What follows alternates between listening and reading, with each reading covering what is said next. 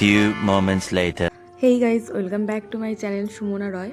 তো আজকে যাব মামাবাড়ি, দাউদিদার অ্যানিভার্সারি, সেই জন্য। তো আমি বছরে তো একটা দুটোই ভিডিও দিই, তো যারা যারা আমার ভিডিও দেখো, ওয়াচ করো, তারাই জানো। তো যাই হোক, অনেকটা লেট হয়ে গেছে, কেন কি বোনেদের আসার কথা ছিল সকালে, বাট ওরা এসেছে দুপুরে। ওদের গাড়ির একটু প্রবলেম হয়ে গেছিলো। তো তারপর বোন আসতে, মানে মাসির মেয়েরা আসতে, তারপর আমি একটু দোকানে গেছিলাম ওই অ্যানিভার্সারির জন্য কিছু ছোটোখাটো জিনিস কেনার জন্য। সব আগের দিন নেওয়া হয়ে গেছিলো, তবুও ওই একটু কিছু বাকি ছিল। তো তারপরে চলে এসেছিলাম ফুলের দোকানে, ওই কুঁজো ফুল নিচ্ছিলাম। মালা যেহেতু অন্য দিদারা নিয়ে আসবে, সেজন্য কুঁজো ফুল নিচ্ছিলাম টেবিলটা ডেকোরেশনের। দোকান থেকে বাড়িতে এসে একেবারে ভাত টাত খেয়ে দিয়ে আমরা বেরিয়ে পড়েছিলাম দুপুরবেলায়, মানে 3টের সময় করেই বেরিয়েছিলাম। তো আমরা বেরিয়ে পড়েছি ভোতা ভোতা মুখ নিয়ে, 3 বোন আর ভাই নিয়ে। কোথায় গেলে আরেকজন? সবসময় ক্যামেরাম্যান আমি, আমার ক্যামেরা ছাড়া করার কোনো কিছু কাজ নেই। এই যে এখানে একজন আছে, ছোটোখাটো মানুষ, ওকে সবসময় দেখানো যাবে না, ঠিক আছে? সে টোটো পেলাম,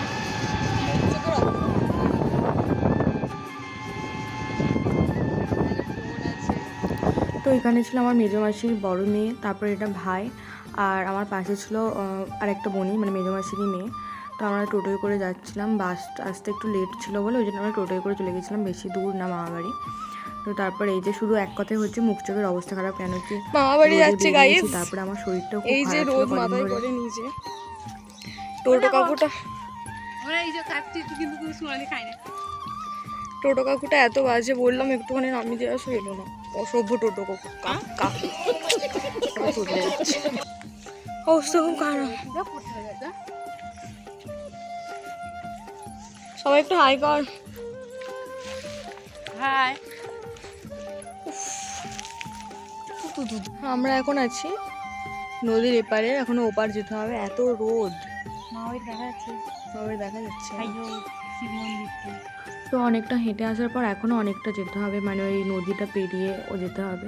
সেই জন্য বোন আর আমি খুব টায়ার্ড হয়ে গেছি, এসে বসে পড়েছি এখানটায় মাচার, মানে যেখানে টাকা নেই ওখানে একটা কাকু ছিল। আর হচ্ছে ভাই আর বোনিকে পাঠিয়ে দিয়েছে, একটা স্কুটি যাচ্ছিলো, সে একটা দাদুর সাথে পাঠিয়ে দিয়েছি, চলে গেছে। আর আমরা এখানে 5 মিনিট রেস্ট নিয়ে আবার হাঁটতে শুরু করবো। কথায় শুধু একটাই কথা, চোখ মুখের অবস্থা খারাপ। অবশেষে অনেকটা হাঁটার পর, অনেকটা বলতে গেলে আমরা প্রায় ক্লান্ত, রোদে রোদে হেঁটে হেঁটে এসে তো মামাবাড়ির একেবারে কাছাকাছি চলে এসেছি দু বোনে। আর হচ্ছে আমরা মামাবাড়ি গিয়েই অনেক কাজ আছে, আবার ডেকোরেশন কমপ্লিট করতে হবে, মানে বেশি টাইমও নেই হাতে। আর মাইমার শরীরটা একটু খারাপ, সেই জন্য আর কি আরও একটু মনটা আপসেট আছে আমরা, যে মাইমার শরীর খারাপ। তো যাই হোক, সব কিছু নিয়ে চলতে হবে, যেহেতু ডেট ফিক্সড হয়ে গেছে। মাইমার অবস্থা খারাপ, লাইনের বোতলে ঝুলছে সেলাইন, এখানে ময়না। তো মামাবাড়ি এসে মনটা খুবই খারাপ হয়ে গেছিলো, কেন কি মাইমার অনেকটাই শরীর খারাপ ছিল। আর এই বাড়িটা ছিল দাদুদের নতুন বাড়ি, আর যে বাড়িটাতে মাইমাকে দেখলে ওই বাড়িটায় হচ্ছে মানে সবাই থাকি আর কি এখন, আর এটা নতুন হয়েছে। মামারা সবাই বাইরে কাজের সূত্রে থাকে, সেই জন্য আর কি এই রুমগুলো তো বেশি ইউজ করা হয় না নতুন বাড়িটা, সেই জন্য আর কি একটু পরিষ্কার করে রাখছে জল দিয়ে, যাতে আমরা ভালোভাবে সব কিছু সাজাতে পারি। আর মামাবাড়ি এসে একটুখানি বসে আমি আর বোন বাইক নিয়ে চলে গেছিলাম একটু কেনাকাটা করতে, মানে কিছু বাকি ছিল যেগুলো আমার বাড়ির ওখানে পাইনি। আর আমার বোন ক্যামেরা করছিল, মানে যেদিক সেদিক করে মাখিয়ে দিয়েছে। তোমরা প্লিজ কিছু মনে করো না, ভিডিওটি দেখো, আর ভালো লাগলে অবশ্যই।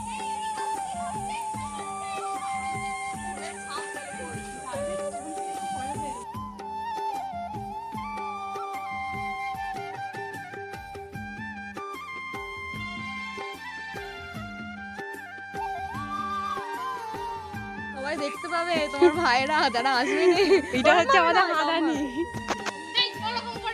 ভালোভাবে বলবি, এটা কোনে, এটা আমাদের কোনে। কোনে এখন দুধ নিয়ে যাচ্ছে, ওখানে হচ্ছে ওই তো, ওটা হচ্ছে নিত করে যাচ্ছে, নিত করে পিছুই ছাড়তে চায় না। পর একটু মজা করে আমি আর বোন চলে গিয়েছিলাম দোকানে, আর 3টের সময় বাড়ি থেকে বেরিয়েছি, মানে 3:30 পৌনে 4টায় মামাবাড়ি চলে এসেছিলাম। বাজারে গিয়ে দেখি কিছু কিছু দোকান খোলে না, যেগুলো খোলা আছে সেগুলো আবার, মানে যেগুলো আমি চাই সেগুলো নেই।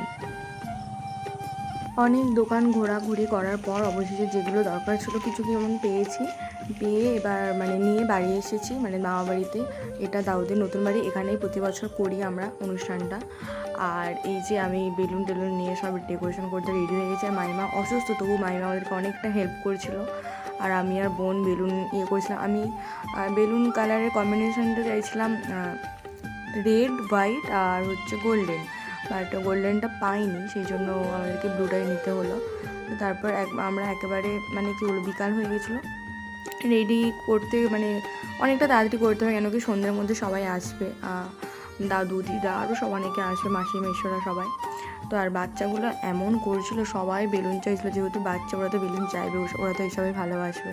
কিন্তু তবুও কিছু করার নেই। আর ফ্যান চালাইনি, কেন কি বেলুন ফেটে যাবে সেই জন্য। আর কুলারটা আনতে অনেকটা লেট করেছিল।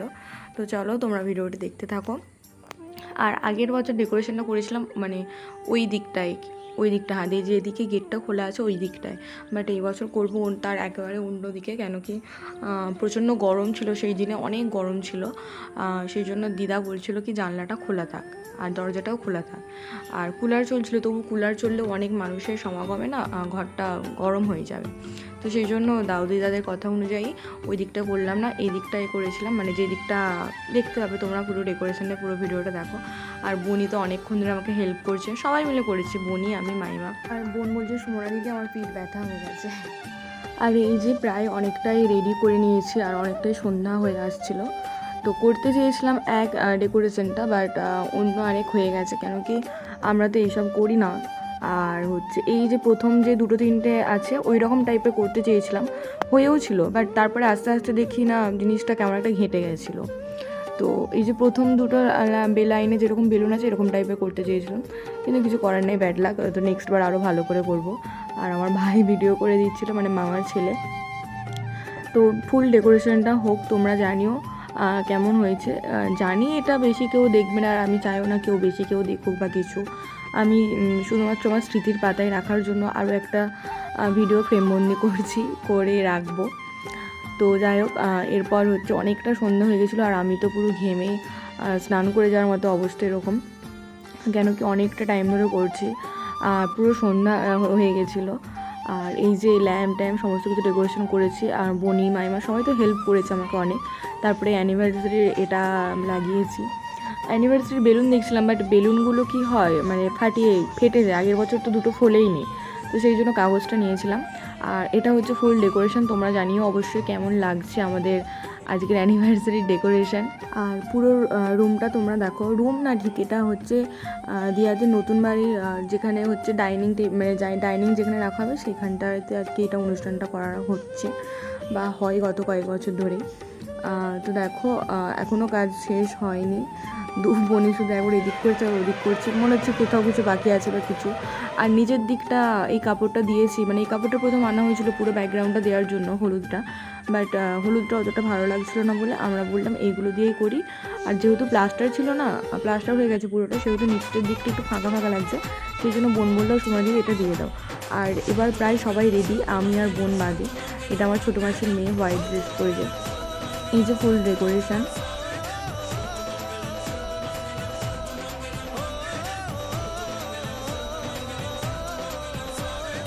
অবশেষে সেই সময়টা চলেই এসেছে, এবার দাদু দিদা আসবে। তো আর বনি আর আমি এবার যাচ্ছি ওখানে, সমস্তটা কমপ্লিট, শুধু কেকটা আর মালাটালা ওগুলো একটু রেডি করব। আর আমি শাড়ি পরেছি, সত্যি বলতে কোনো এনার্জি ছিল না আমার শাড়ি পরার, ইচ্ছাই ছিল না, এত গরম ছিল, অনেক গরম ছিল। তো বনি বললো যে চলো সময়, আমি সকাল থেকে আলোচনা হয়েছিল যে পরবো, বাট এত গরম লাগছিলো না, পরতে ইচ্ছে করছিল না, সেই জন্য মাইমার একটা হালকা শাড়ি পরেছি। আর মাইমাই বললো সুমনা পরো, তো ওই জন্য মাইমারই একটা সিম্পল একদম হালকা শাড়ি পরেছি। জানি ভালো লাগছে না, আমি শুধু জাস্ট যেভাবে পরতে হয় আর কি বুঝে নিয়েছি, সেরকমভাবে পরিপাটি করে পরিনি। তো তারপর বোনকেও বললাম যে কেকটা নিয়ে যা, আর মাটির বাড়িতে যেহেতু ফ্রিজটা আছে সেই জন্য বোন কেকটা আনতে গেল, কাছাকাছি দুটো বাড়ি। তো পরে কোনোদিন একদিন ভিডিও করবো মামা বাড়ি। আর এখানে আমি মালাটা সাজাচ্ছিলাম, মালাগুলো রাখছিলাম, এবার তো দাও দিদা আসবে। আর আমার আরেক দিদার সাথে কথা বলছিলাম, আমার দিদার ভাইয়ের বউয়ের সাথে, ওইটাও আমার দিদা হবে, তো ওই দিদার সাথে কথা বলছিলাম, আলোচনা করছিলাম কিছু একটা কথা। তো তারপর কেকটা নিয়ে চলে এসেছে বোন।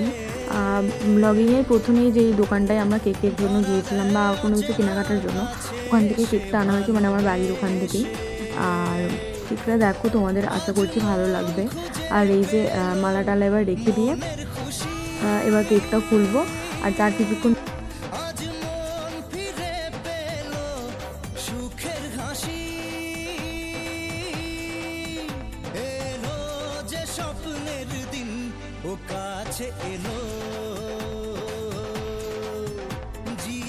আগের একটি ভিডিওতে দেওয়া আছে দাদুদের কেক কাটিংয়ের ভিডিও, আর মানে যেটা মেন আর কি আমাদের কাছে একটা সেরা মুহূর্ত, সেই ভিডিওটি দেওয়া আছে আগের ভিডিওতে, পারলে তোমরা দেখে নিও। আর এটা জাস্ট ব্লগিং, আমরা কী কী করেছি সেই মানে কীভাবে ডেকোরেশন করেছি, কখন কোথায় গেছি বা কখন বাড়ি থেকে বেরিয়েছি তারই একটি ভিডিও আমার স্মৃতির পাঠায় আমি রাখলাম। এই ভিডিওতে কেক কাটিংয়ের ভিডিও বা অন্যান্য ভিডিও অ্যাড করতে পারছি না, কেন কি ভিডিওটা অনেক বড় হয়ে যাচ্ছে। তো সেই জন্য সবাই ভালো থাকবেন, সুস্থ থাকবেন। যদি নতুন কেউ ভিডিওটি দেখেন অবশ্যই সাবস্ক্রাইব করবেন। সব হয়ে যেত, আমাদেরকে চেনা যাচ্ছে কি বলি, আমার আবার টিপ উঠে গেছে, গালগুলো আমার গোলাপি গোলাপি হয়ে গেছে।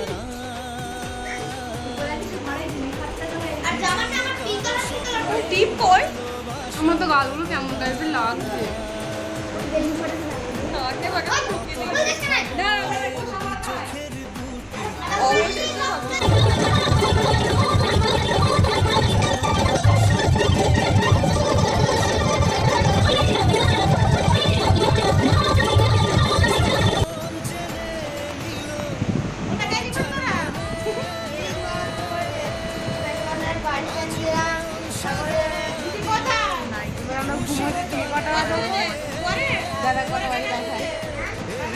এখন এই দেখা যায় না একটা